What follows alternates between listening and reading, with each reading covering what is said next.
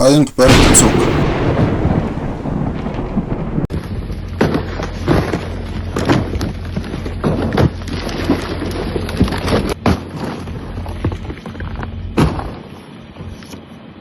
Дараах бичлэг нь 2025 оны 11 сарын 7-нд ТV телевизийн пэйж хуудсанд байрсан тухайн бичлэгийг тайлбарлахаар 57,300 ширхэг өндгийг устгалд оруулж байгаа батлаар дурдсан байсан. Дараах өндгнүүд нь гарал үүсэлэн тодорхойгүй хаанаас ямар улсаас оруулж ирсэн мэдэгдэхгүй. Мөн тухайн өндгнүүд дээр дотоодын брэнд компаниудын хуурамч дардс зэрэг тэмдгийг дарсан асуудлууд байсан. Энэ мэдээлэл үзсний дараа надад хамгийн түрүүнд гарал үүсэлэн тодорхойгүй магадгүй гений өөрчлөлтөө байж болох тухайн өндгийг мэдхгүй хэрэгэлсэн бол яах вэ гэсэн бодол хамгийн түрүүнд орж ирсэн. Тэгээд надад хамгийн ойр тохиолдсон зүйлээр өнөөдрийн сэрэмжлүүлэх болох бичлэгийг оруулж байна. Хэдэн өдрийн өмнө миний бие нэгэн худалдааны төрөөс 1 сая төгрөг худалдаж авсан. Тухайн өндгөө хэрэглэж үзэхэд зурган дээр гарч байгаачлан дотроо 2 шартай өндөг байсан. Тухайн 2 шартай өндөгний зураг нь бодит зураг болно. Эхний удаад нэг хийхэн бодохгүйгээр хэрэглэсэн. Магадгүй тухайн өндгөн дээр дотоодын үйлдвэрлэгчийн дардс байсан болохоор итгэсэн байх. Дараагийн удаа дахин хэрэглэхэд мөн л 2 шартай өндөг байсан. Надад мэдээж хардах сэтгэл төрсөн учраас энэ талаар хайж үзсэн. Тэгээд өндөг дотроо 2 шартай байна гэдэг нь ер нь бол маш цөөхөн тохиолдолд мянгад нэг удаа байх боломжтой юм байлээ. За тэгээд би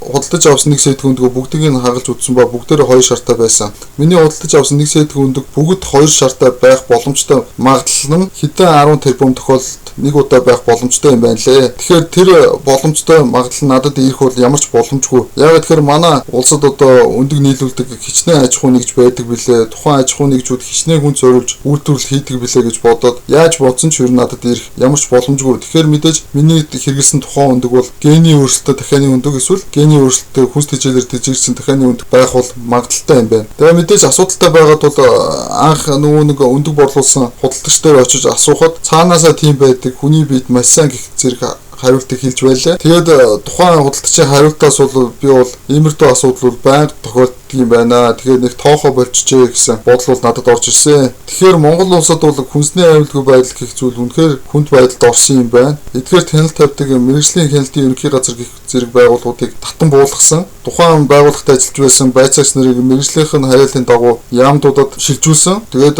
тухайн мэргэжлэр ажиллаж байсан байцаагч нарыг хяналт шалгалт хийдэг процесс нь ер нь доголдолд хүрсэн юм байна гэсэн бодол надад хамгийн түрүүнд орж ирсэн. Мөн хилгаатай холбоотой байгууллагууд нь гаднаас орж иж байгаа хүнсэн дээр тавих хяналт шалгалтаа сайжруулаасай гэж ер нь бол хүсэж байна. Тэгээ мэдээж та бүхэн өөрийн хэрэглэж буй хүнсний бүтээгдэхүүн дээр ямар нэгэн сэжигтэй тохиолдол юм уу асуудал гарсан тохиолдолд хамгийн түрүүнд өөрөө боломжит зүйлсээс хайгаад эргэлзээтэй асуудалд мэдсэн тохиолдлууд эргэн тойрныхондоо сэрэмжлүүлэх байдлаар хэлж байгаасай гэж хүсэж байна.